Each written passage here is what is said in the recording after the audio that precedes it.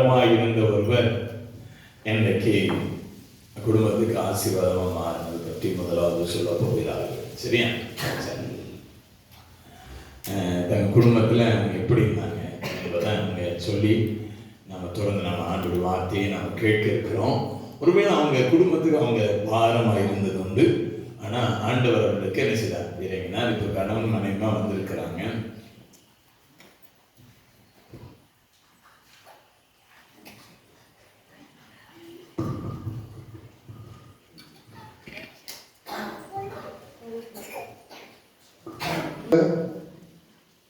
ஆண்டவர் இயேசு கிறிஸ்துவுக்கு இந்த வேலையில் கூட நான் நன்றி செலுத்துகிறேன். இந்த வேலையில் கூட ஆண்டவர் இயேசு கிறிஸ்து என்னுடைய வாழ்க்கையில் செய்த நன்மைகளை உங்களோடு கூட சபை மக்களாகி உங்களோடு கூட பகிர்ந்து கொள்வதில் மிகவும் மகிழ்ச்சி அடைகிறேன். நம்ம வரலாற்றில் 2 பகுதியில் பார்க்கிறோம். ஒன்று கிமு, கிபி, கிறிஸ்துவுக்கு முன், கிறிஸ்துவுக்கு பின்.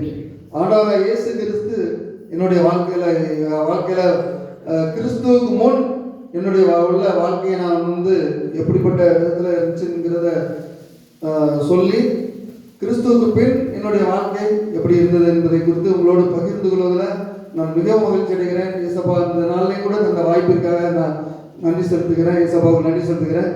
இயேசு கிறிஸ்துவை அறிவதற்கு முன்பு என்னுடைய சிறு வயதிலிருந்து நான் சினிமாவுக்கு நான் அடிமைப்பட்ட ஒரு வாழ்க்கையை வாழ்ந்து கொண்டிருந்தேன்.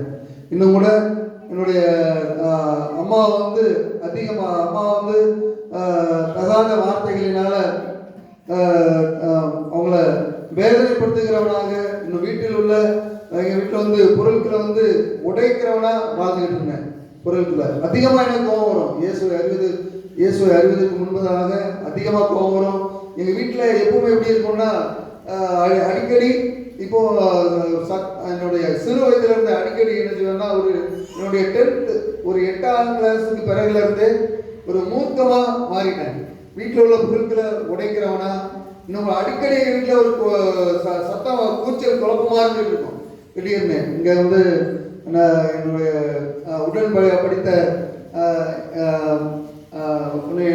கூட படித்த கிளாஸ்மேட் வந்திருக்கிறாப்புல ஜேம்ஸ். அவங்க அப்பாவெல்லாம் என்ன செய்வாங்கன்னா, அவங்க அந்த திடீர்னு ஃபோன் பண்ணுவாங்க. எங்கள் அம்மா அண்ணே சீக்கிரமாக வாங்க, ஃபோன்லாம் வந்திருக்கோம் அவங்க வீட்டுக்கெலாம், சீக்கிரம் வாங்க, ரொம்ப வேதனைப்படுத்திக்கிட்டு இருக்கான் அப்படின்னு சொல்லி ஃபோன்லாம் பண்ணுவாங்க.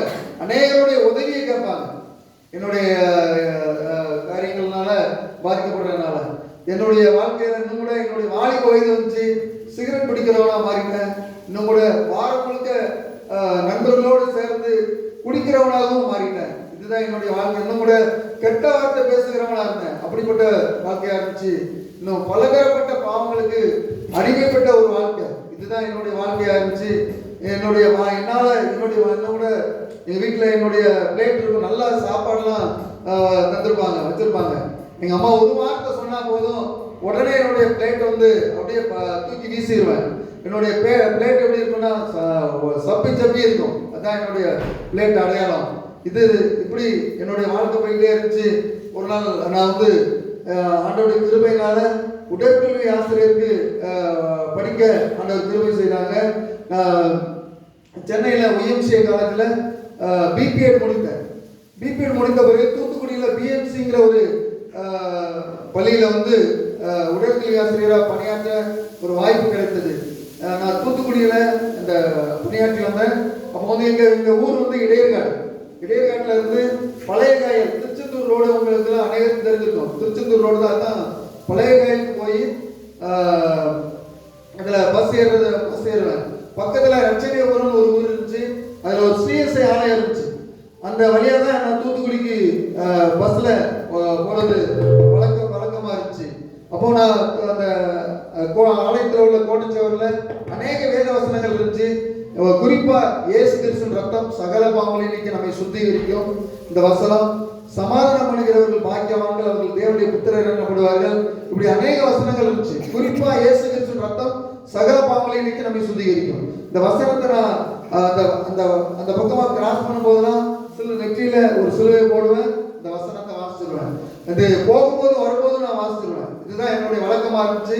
ஆனா சிகரெட் பிடிக்கிற பழக்கம், கெட்ட வார்த்தை பேசுற பழக்கம், அநேக பாவ பழக்க வழக்கங்கள், அடிமைத்தனங்கள் என் வாழ்க்கையில இருந்துச்சு. இப்போ இப்படி இதை மட்டும் செய்யறேன், வாசிக்க மட்டும் செய்யறேன், சிலுவை போட்டுட்டு வாசிடுவேன். எங்க வீட்டுல 3 காம்பவுண்டா இருக்கும். முதல் காம்பவுண்ட்லயும் தோட்டம் அப்படிலாம் இருக்கும். முதல் காம்பவுண்டு, அடுத்த காம்பவுண்ட்ல வீடு இருக்கும், அடுத்த காம்பவுண்ட்லயும் மரங்கள்லாம் இருக்கும். அந்த காம்பவுண்ட்ல வந்து நான் சிகரெட் பிடிக்க போறது வழக்கமா இருந்துச்சு எனக்கு. அப்போ ஒரு நாள் வந்து 2005வது வருஷத்துல கடைசியில ஒரு நாள் இரவு பொழுது நான் அந்த அந்த காம்பவுண்டுக்கு போறேன். என்னுடைய முழங்கால் முடங்குது. ஆச்சரியமா இருக்கு, முழங்கால் முடங்குது. என்னுடைய சிறு வயதுல இருந்த செய்த பாவங்களாம் நான் அறிக்கையிட ஆரம்பிக்கேன். அந்த கோட்டச்சவரில் எழுதப்பட்டிருந்த இயேசு கிறிஸ்து ரத்தம் சகல பாவங்களை இன்னைக்கு நம்ம சுத்திகரிக்கும். அந்த வசனத்தின்படியே இயேசு கிறிஸ்து தம்முடைய ரத்தத்தினால என்ன சுத்திகரிக்க ஆரம்பித்தார். ஒரு அரை மணி நேரம் என் வாழ்க்கையில் நடந்துச்சு. ஒரு அரை மணி நேரம் இந்த சந்திப்பு. ஆண்டவர பாவங்களாம் அறிக்கையிடுறேன். ஆண்டவர் இயேசு கிறிஸ்து தன்னுடைய ரத்தத்தினால என்னை சுத்திகரித்து கொண்டே இருக்கிறார். எனக்கு ஆச்சரியமா இருக்கு. பல வருடங்களுக்கு முன்னால செய்த பாவம்லாம் வெளிப்படுது. நாம் நினைத்து பார்த்தாச்சுன்னா ஒரு வருஷத்துக்கு முன்னால நேற்று உள்ள காரியத்தை கூட எனக்கு ஞாபகம் வராது. அநேக காரியங்கள். அப்போ ஆனா ஆண்டவர் வந்து சென்னையில செய்த பாவம், அங்க செய்த பாவம், இங்க செய்த பாவம், எல்லாவற்றையும் பல வருடங்களுக்கு முன்னால செய்த பாவத்தை ஆண்டவர் நினைவுபடுத்தி ஆரம்பிக்கிறாரு. இயேசப்பா வந்து சுத்திகரிச்சுட்டே இருக்காங்க. அரை மணி நேரம் நடந்துச்சு. அப்படி திருன்னு அந்த சுத்திகரிப்புக்கு பிறகு அந்த இரவு பொழுதுல வந்து அப்படியே திருன்னு முடிந்து கொண்டே இருக்கிறேன். ஒரு சந்தோஷம், சமாதானம் அப்படியே என் இதயத்தை நிரப்ப ஆரம்பித்தது. என் மனசுல தெரியுது, மைண்ட்ல இது இயேசுவால் நடந்தது, இயேசுவால் நடந்தது மாத்திரம் தெரியுது. அதன் பிறகுதான் பைபிள் மேல எனக்கு ஆசை வந்துச்சு, வசனத்தின் மேல. அதன் பிறகு வேத வசனங்களை வாசிக்க ஆரம்பிச்சேன். அதே இடத்துக்கு நான் சிகரெட் பிடிக்க. அதன் பிறகு நான் ஜெபிக்க போகும்போது சிகரெட் துண்டுகளா கிடக்கும். ஜெபிக்க ஆண்டவர் ஜெபிக்க போக ஆரம்பித்த பிறகும் அதுக்கு முன்னால நான் பிடித்த சிகரெட் துண்டுகள்லாம் கிடக்கும். அப்போ அந்த இடத்துக்கே ஜெபம் பண்ண போவேன், ஜெபிக்க போவேன். ஒரு என் இருதயம் அப்படியே நிரம்ப ஆரம்பிக்கும். அந்த அபிஷேகம் தெரியாமலே எனக்கு என்னன்னே தெரியாது, அபிஷேகத்தினால் ஆண்டவர் நிரப்பினார். இன்னொன்று ரட்சிப்புனா என்னன்னு தெரியாது, ரட்சிப்புனால் நிரப்பினார். ரட்சிப்பானவர் இருந்தாங்க. அந்த ஒரு விஷயம், ஒருத்தர் வந்து ஒரு உறவினர் வீட்டுக்கு போயிருக்கிறேன். ஜெகன், நீ ரட்சிக்கப்பட்டுட்டியா அப்படின்னு சொல்லி கேட்கிறாங்க. ஒருத்தர் வந்து கேட்கும்போது ரட்சிப்பா அப்படின்னா என்ன எனக்கு தெரியாது, ரட்சிப்புனா என்னன்னு எனக்கு தெரியல. ரட்சிப்புனா என்னன்னு அந்த வார்த்தையே எனக்கு அர்த்தம் தெரியாது. ரட்சிப்புனா எனக்கு புதுசா இருந்துச்சு. அந்த வார்த்தை கேட்டவொன்னா ஆண்டவர் ரட்சிப்பை தந்தாங்க. இன்றைக்கு வரைக்கும் அதன் பிறகு வசனத்தை வாசிக்க ஆரம்பிச்சேன், பிரசங்கம் பண்றதுக்கு வசனத்தை வாசிக்க ஆரம்பிச்சேன், ஜெபிக்க ஆரம்பித்தேன். வேதத்தை வாசிக்கும் பொழுது பிரசங்கம் பண்ணுவது போல தோன்றும். அநேக அதன் பிறகு வேத வசனங்கள்லாம் என் இதயத்துல பதிய ஆரம்பிச்சிச்சு. அநேக வேத வசனங்களை சொல்ல ஆரம்பித்தேன்.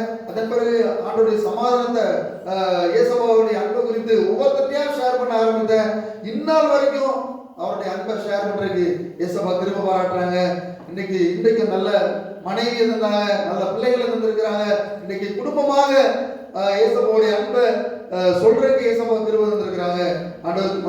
ஆண்டவருக்கு மகிமை செலுத்துகிறோம். ஆண்டவருக்கு மகிமை உண்டாகட்டும். ஆமென்.